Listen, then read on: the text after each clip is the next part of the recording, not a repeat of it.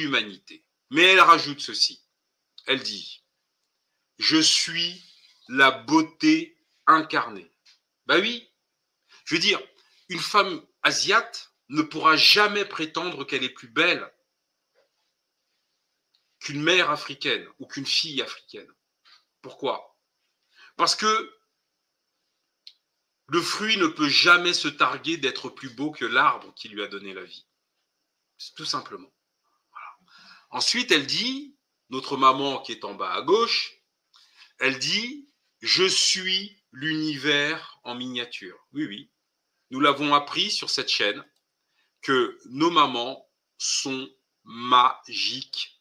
Je vous montre la vignette pour tous les nouveaux qui n'ont pas vu ce live et tout particulièrement les sœurs, les filles et les mères et les hommes célibataires qui hésitent entre épouser une blanche et une noire.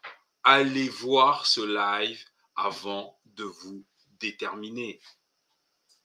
Moi, honnêtement, à la sortie du live que vous avez à l'écran, j'aurais eu un très gros problème de mindset si ma femme n'était pas noire. Je vous assure. Mais continuons. Notre mère à gauche, en bas, dit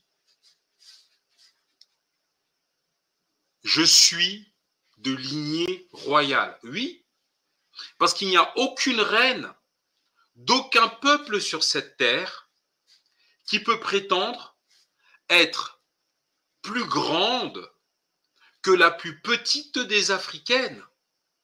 Et oui, pourquoi? Parce que quelle que soit la splendeur du fruit, il ne pourra jamais rivaliser avec l'arbre qui l'a fait naître. Encore une fois. Et notre mère en bas dit « Je suis la source de toutes les cultures ». Et elle a raison. Voilà. À gauche, enfin du moins à droite, et en haut à gauche, ma femme a dit que les yeux bleus sont les yeux de la mort. Elle a raison, je pense. Les personnages qui ont les yeux bleus sur cette vignette sont... comment vous dire ça? Ce sont les marcheurs blancs de Game of Thrones. Vous voyez, je vous ai remis le roi là, en bas à droite. C'est les marcheurs blancs. C'est ceux qui viennent distribuer la mort.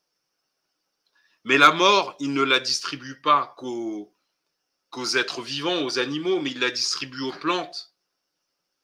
Ils la distribuent aux minéraux. Et ils la distribuent aux êtres humains. En gros, cet ouvrage, c'est d'Albert Londres, et je ne pense pas que c'était son état d'esprit, mais c'est pareil. C'est un démon qui a travaillé pour l'humanité, qui a travaillé pour l'Afrique. Son ouvrage est intitulé « Terre d'ébène ». Et vous voyez, des yeux bleus ne peuvent regarder avec compassion. Parce que la compassion, ils ne savent pas ce que ça veut dire. En tout cas, bonjour à tous, que la paix soit avec vous, mais pas tout de suite, car nous sommes en guerre. Et l'Afrique ne peut plus et ne veut plus accueillir toute la misère du monde. La misère du monde a les yeux bleus. Et je ne crois pas exagérer. Hein. C'est-à-dire qu'ils se protègent entre eux. Regardez comment ils ont traité nos frères et nos sœurs en Ukraine. Regardez comment ils... Enfin, je ne sais pas quoi vous dire. Compliqué. Moi, je suis un peu dépassé. Hein. Je ne cache pas... je suis choqué par ce que nous apprenons. Je suis choqué par les ouvrages que nous lisons. Je suis choqué de découvrir la nature des Occidentaux. Je suis choqué de ne pas réussir à trouver des contre-mesures à la narration auquel nous avons été confrontés dans les ouvrages qu'eux-mêmes ont écrits. Je suis choqué de ne pas pouvoir me dire que c'était qu'un cauchemar. En fait, je suis choqué que ça soit la réalité. Et en fait, comme les Asiatiques, l'Afrique, il y a urgence que nous nous éloignions de ces gens, en fait. C'est pas s'éloigner d'eux, c'est pas les massacrer, non, non. C'est qu'il faut qu'ils restent en Europe et qu'ils ne mettent plus les pieds en Afrique, en fait. En fait, personne ne veut d'eux.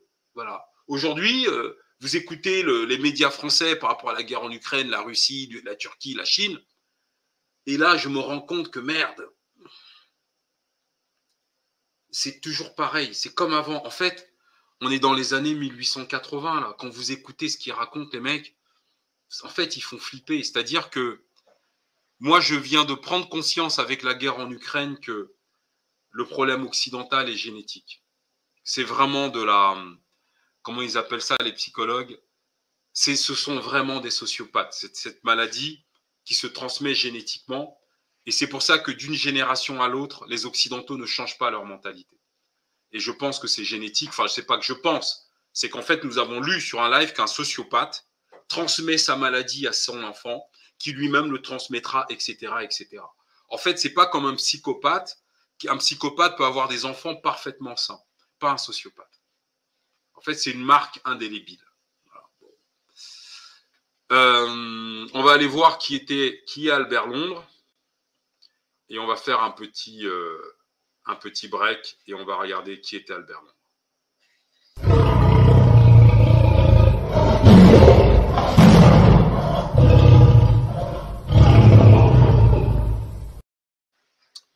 Alors, le sociopathe à qui nous devons l'ouvrage de ce soir s'appelle Albert Londres. Il est né le 1er novembre 1884 à Vichy et il est mort le 16 mai 1932 dans le golfe d'Aden. Alors, Aden, c'est l'actuel... c'est où ça déjà, c'est en mer. C'est entre Djibouti, la Somalie, et puis je ne sais plus quel État est au sud de l'Arabie Saoudite, là. Le Yémen, peut-être, ou les Émirats Arabes Unis, je ne sais pas. Mais en tout cas, voilà, vous l'avez en bleu, là, c'est sur un navire, manifestement. Le golfe d'Aden est l'espace maritime situé entre la Corne de l'Afrique, Somalie, c'est ça, et le Yémen. Voilà, c'était marqué. J'étais en train de réfléchir, mais c'est marqué. Voilà, donc il est mort là. Dans l'océan Indien. C'est un journaliste et écrivain français qui a donné son nom au prix récompensant chaque année en France un reportage de qualité et qui reste une référence pour le journalisme d'investigation. Selon le sociologue des médias Jean-Marie Machon, ou Charon, pardon. Voilà, c'est lui. C'est lui. C'est lui. Cet homme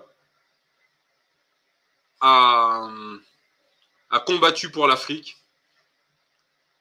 et à l'insu même de son plein gré. Voilà la maison natale de cet homme. Il est né ici. Voilà, on est où là? Maison natale d'Albert Londres à Vichy, 2 rue Besse. Voilà, il est né là. Il est né là. Bon. Bon, on va pas en dire plus, hein, parce que fondamentalement, il m'intéresse pas. Moi, l'histoire des sociopathes, je suis pas fan. Donc, nous allons démarrer notre sujet du soir. Nous allons démarrer notre sujet du soir. Alors, c'est parti. À nouveau un petit jingle et c'est parti.